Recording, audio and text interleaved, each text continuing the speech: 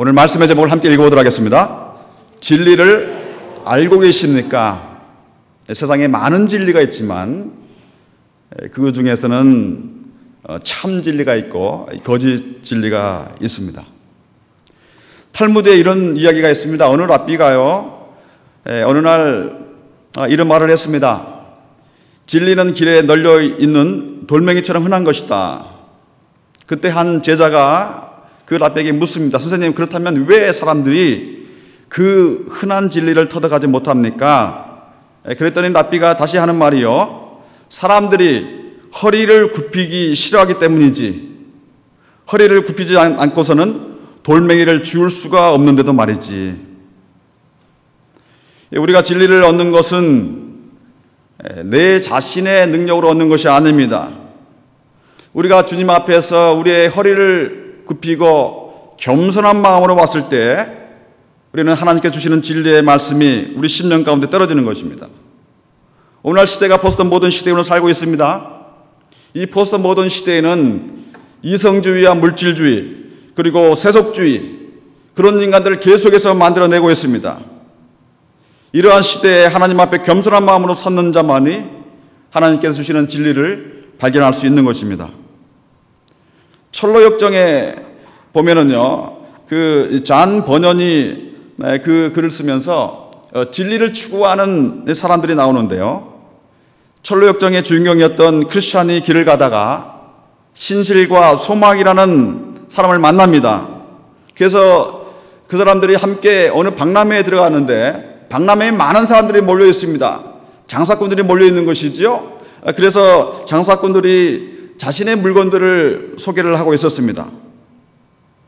그때 한 장사꾼이 그들에게 묻습니다. 당신들은 무엇을 사기를 원합니까? 그랬더니 그들이 하는 말이, 우리는 진리를 사기를 원합니다.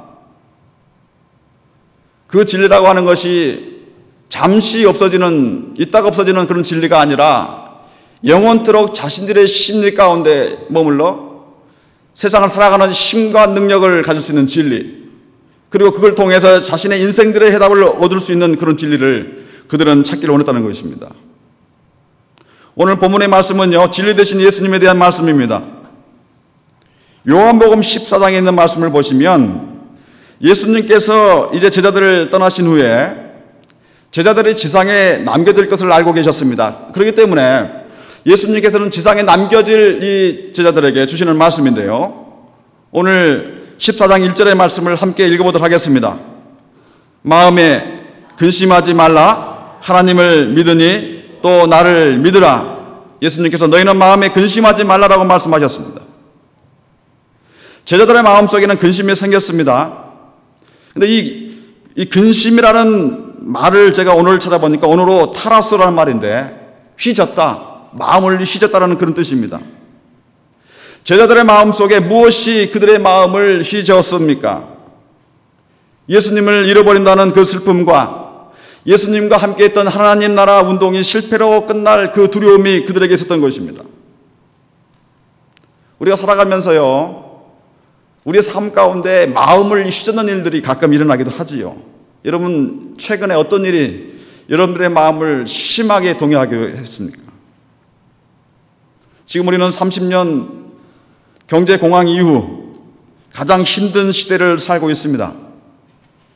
시카고에 적지 않는 사람들, 전 세계에 적지 않는 사람들, 그런 분들이 경제적인 어려움을 통해서 그 어느 때보다 힘든 시기를 지내고 있습니다.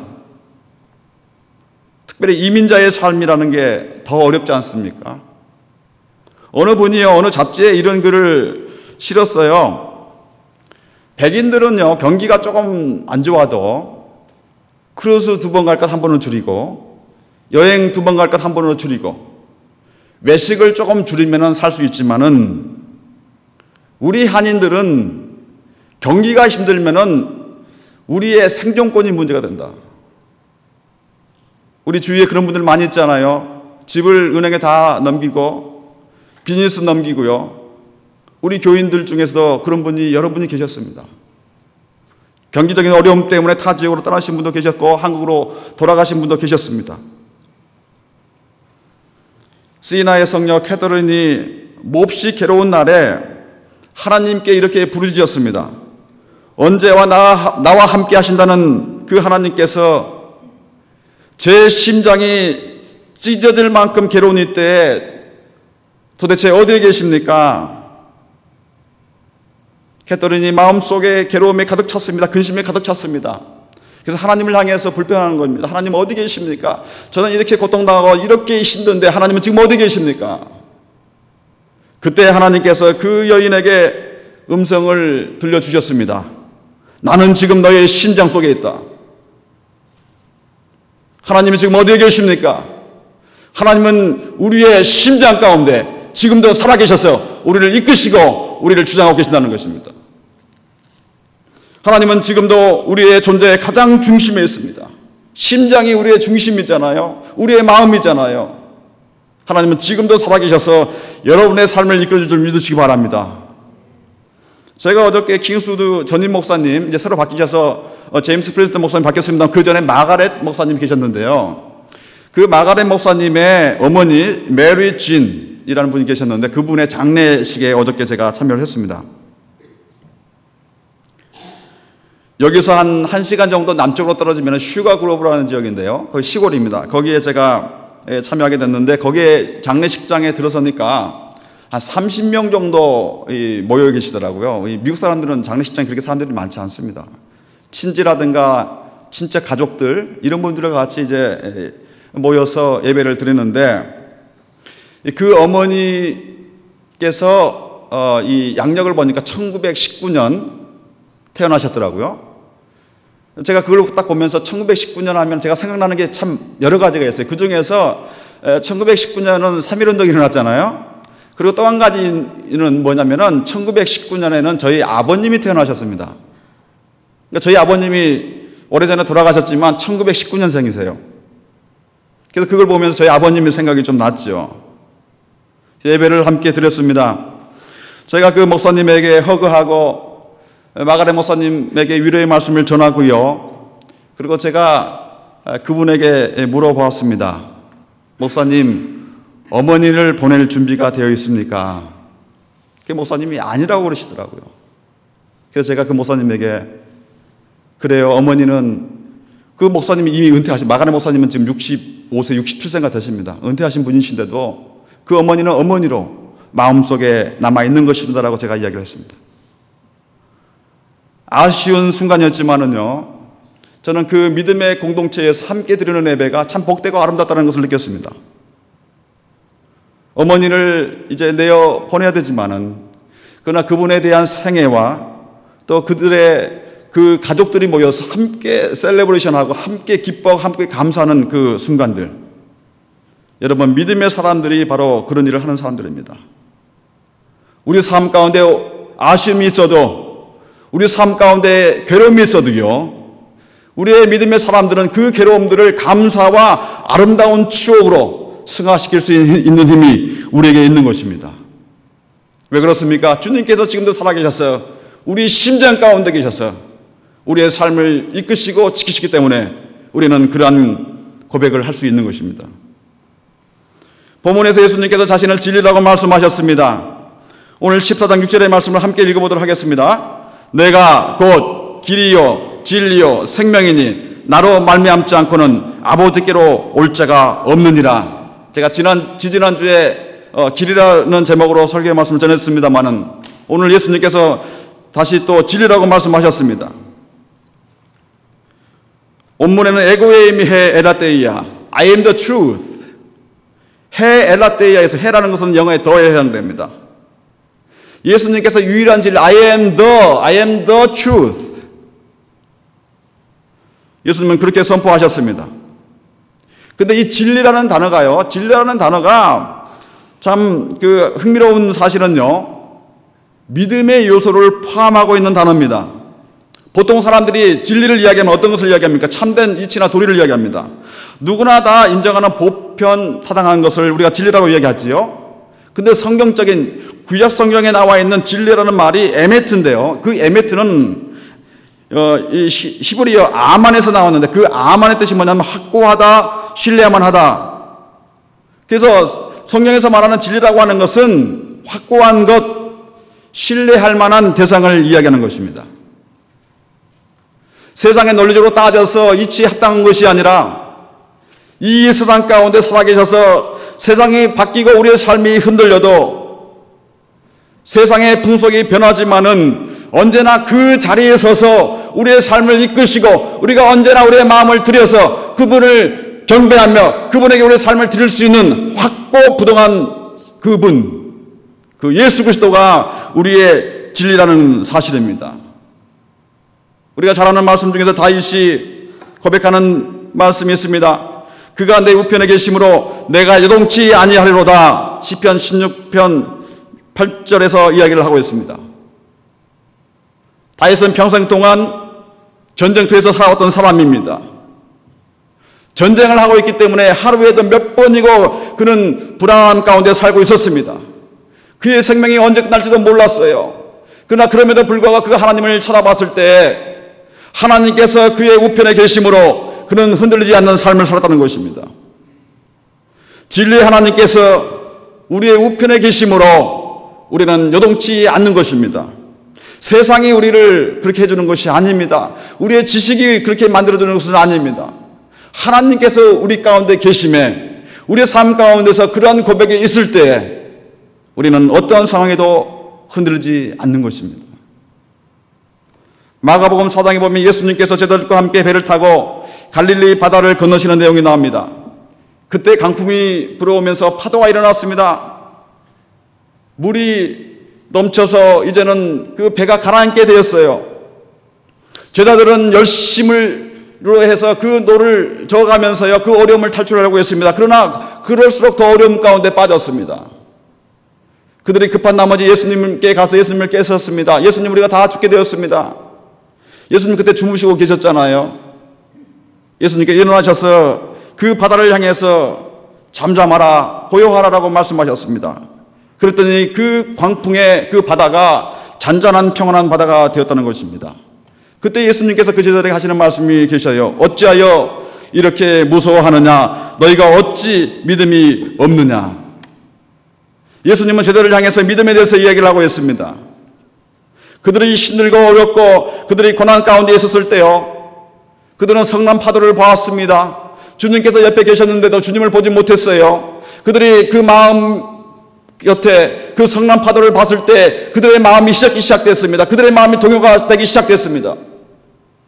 그러나 예수님께서 오셔서 바다를 향해서 잠잠하라 고요하라고 말씀하셨을 때에 그 바다는 고요한 바다가 되고 있었다는 것입니다.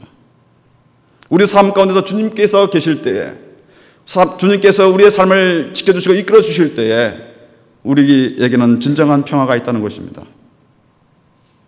우리가 사는 세상 지금도 수많은 풍랑들이 일어나고 있습니다. 어떤 경우는 우리 인생을 침몰하고도 남을 만한 기세로 우리에게 다가올 때가 있습니다. 요한복음 8장 32절에 예수님께서 말씀하셨습니다. 진리를 알지니 진리가 너희를 자유케 하리라. 너희가 세상의 풍파와 어려움과 고난 가운데 자유할 수 있는 것은 너희가 진리를 알아야 된다고 말씀하셨습니다. 진리를 안다라고 하는 것이 단순히 지식적으로 지식이 있어가지고 진리에 대해서 이해하는 것을 이야기하지 않습니다. 진리를 안다고 하는 것은 우리의 이성의 차원을 넘어서 하나님의 그 은혜의 차원으로 넘어가는 것입니다. 진리를 알아라는 말씀은 바로 진리가 너의 삶 가운데 경험되기를 원한다는 것입니다. 욥이 고백한처럼 내가 죽게 대하여 귀로 듣기만 하였사오니 이제는 눈으로 주를 배웁나이다. 전에는 성경 말씀을 많이 듣고 전에는요 내가 성경에 대한 지식이 많았어요. 근데 하나님이 어디에 살아계시는지 도무지 알지 못했습니다. 욥이 그랬어요. 그래서 나중에 자기가 고생을 당하고 하나님의 진리를 경험했을 때 이제는 내가 알았다. 하나님께서 어디에 계시는가? 하나님께서 전에는 내가 지식적으로 알았지만은 이제는 내가 눈을 들어서 내가 하나님을 발견하고 하나님의 은혜를 내가 본다고 그런 고백을 하고 있다는 것입니다. 주님께서 우리에게 진리의 은혜로 오늘도 다가오고 계십니다.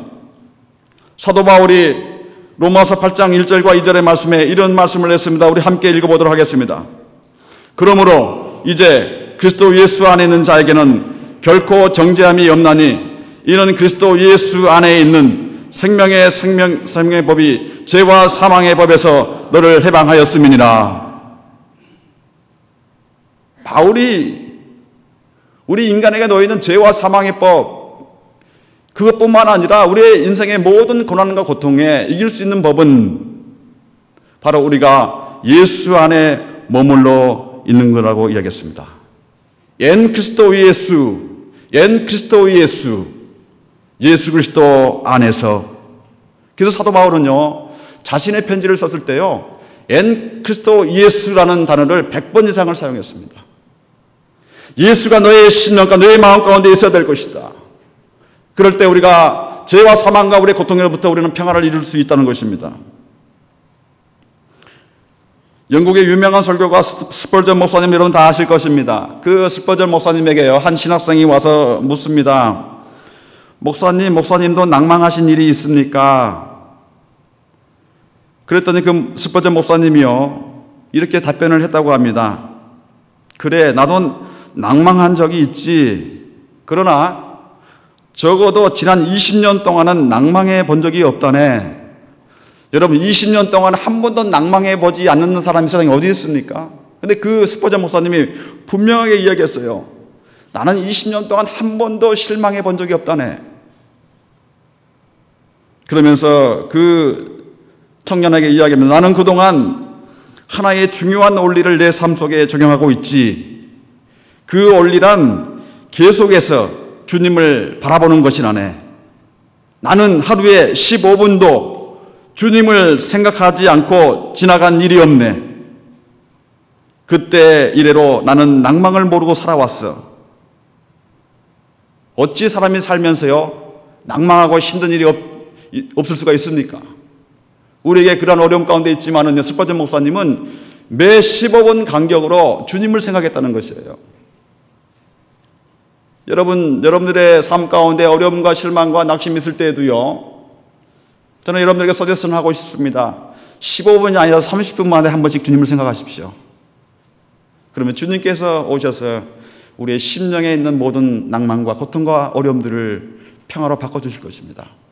설령 나의 환경이 변하지 않아도요, 나의 심령이 주님 앞에 평화를 이루면은 하나님은 거기에 분명히 해결할 수 있는 단서를 우리에게 주시는 것입니다. 그걸 붙들고 우리는 그의 문제를 해결할 수 있는 것입니다. 예수님은 늘 하나님을 바라보셨습니다. 예수님의 핍박과 반대와 조롱을 당하시면서도 언제나 하늘을 우러보시면서 하나님께 기도하셨습니다. 그 어려움 가운데 예수님은 인류 구원의 역사를 이루셨습니다. 우리가 하나님을 바라보고 예수님을 바라보며 살아갈 때에 하나님은 우리를 구원해 주신다는 것입니다.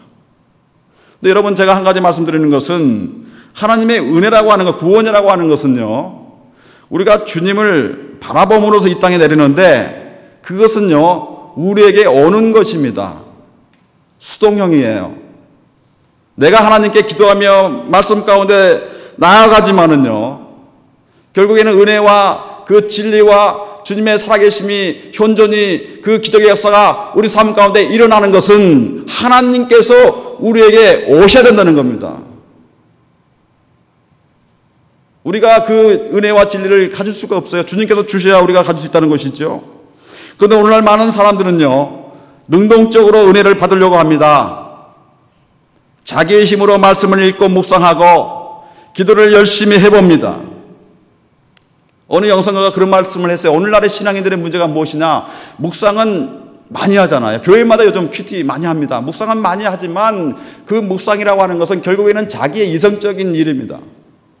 내가 말씀을 분석하고 말씀을 읽고 말씀에 대해서 깊이 생각하는 것. 근데 신앙이라고 하는 것은 그 차원에서 한 단계 더 넘어가야 된다는 것입니다. 내가 하나님의 진리 가운데, 은혜 가운데, 말씀 가운데 깊이 있고 내가 하나님께 기도를 드리는 그 삶을 통해서 이제는 내가 정말 나의 모든 삶을 하나님께 내놓고 그리고 주님의 은혜가 우리 삶 가운데 임하게 하는 것. 진리는 내가 가는 것이 아니라 진리는 우리 삶 가운데 오는 것입니다. 그렇기 때문에 내가 하는 것이 아니라 주님께서 하셔야 돼요.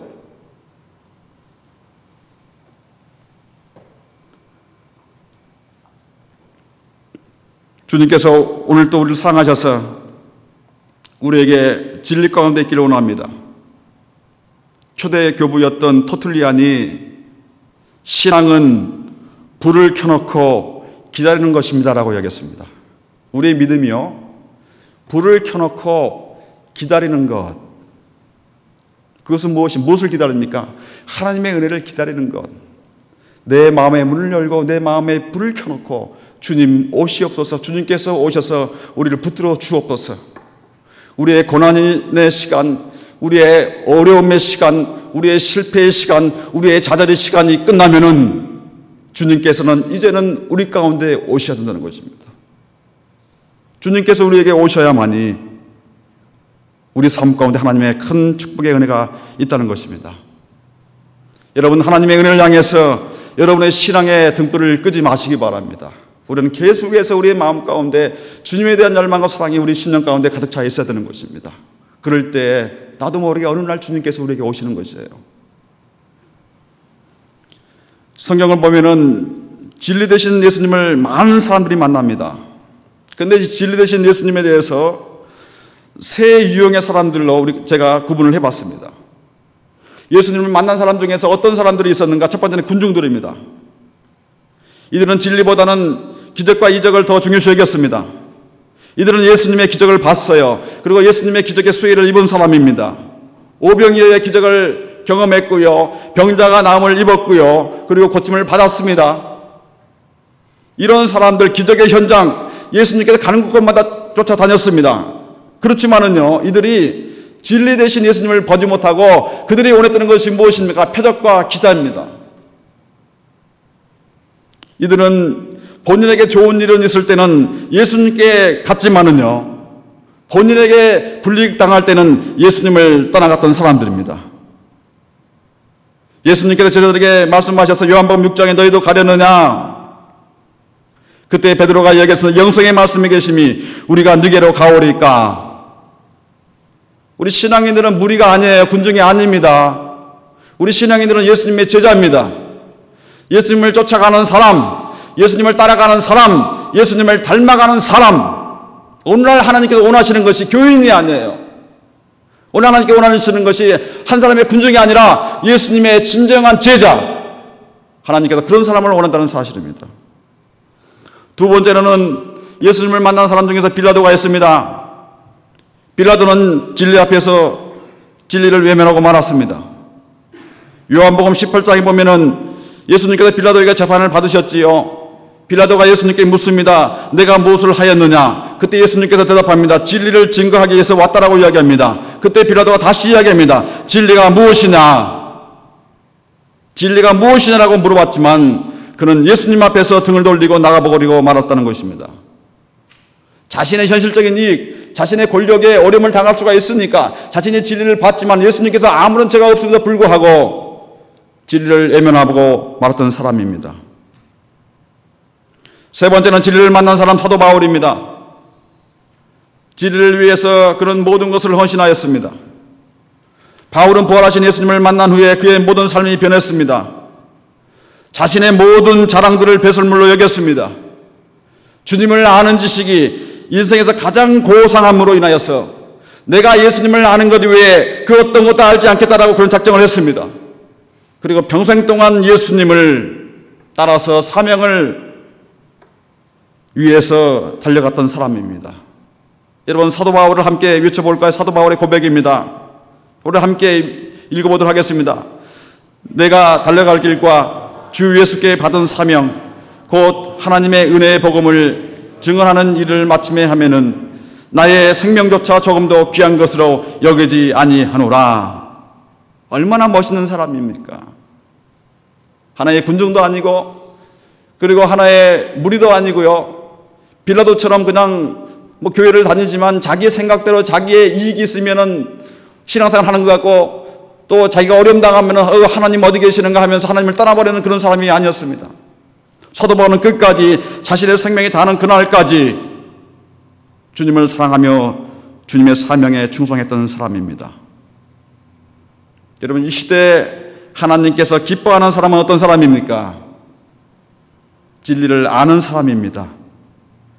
진리이신 예수님을 붙들고요, 그 예수 생명을 그 신령 가운데 삶 가운데 중심에 두고 내가 지상에 남아있는 사명, 하나님께서 나에게 말씀하신 것, 하나님께서 나에게 지금도 부탁하신 그 일들을 향해서 최선을 다해서 나아가는 사람, 시대가 변해도 세상 풍속이 바뀌어도 한결같은 마음으로 예수 그리스도를 바라볼 수 있는 사람, 이 시대에 하나님께서 원하는 사람은 또 다른 바울과 같은 사람입니다. 또 다른 베드로와 같은 사람들입니다. 또 다른 마리아와 같은 사람들입니다. 여러분, 주님께서 오늘도 함께 해주셔서 우리의 심령 가운데 주의 진리가 함께 하셔서 오늘도 주님의 은혜 가운데서 그 진리 되신 예수님을 바라보고 여러분 삶 가운데 주님께서 주시는 승리가 있기를 간절히 축원드립니다. 우리 함께 이 시간 기도하시겠습니다. 여러분들의 마음을 열어보시고요, 제가 진리로 여러분들을 초대합니다. 진리 되신 예수 그리스도, 여러분 주님 앞에 여러분들의 삶을 놓으시기 바랍니다. 오늘 또 주님께서 오셔서 우리의 삶 가운데 내가 곧 진리다라고 말씀하셨습니다. 사도 바울의 고백과 또 베드로의 고백처럼 주님 영성의 말씀에 계심에 우리가 네게로 갈 수가 있습니까? 내가 달려갈 길과 주 앞에 받은 사명, 곧 하나님의 은혜의 복음을 증언하는 일에 그 일을 마치려 하면 나의 생명까지도 조금도 부족한 것으로 여기지 아니하노라. 그 고백이 여러분 삶 가운데 있기를 간절히 바랍니다. 세상의 모든 시험과 아픔들을 여러분 뒤로 하시고 주님 이 시간 진리 되신 예수 그리스도를 바라보시기 바랍니다. 주님께서 우리에게 오셔서 우리를 만져주시고 우리를 이끄시고 우리의 삶의 모든 고난과 역경 가운데 주님 우리와 함께하여 주옵소서. 주의 심장이 주님의 진리로 뛰게 하여 주옵소서. 우리 함께 시간 기도하도록 하겠습니다.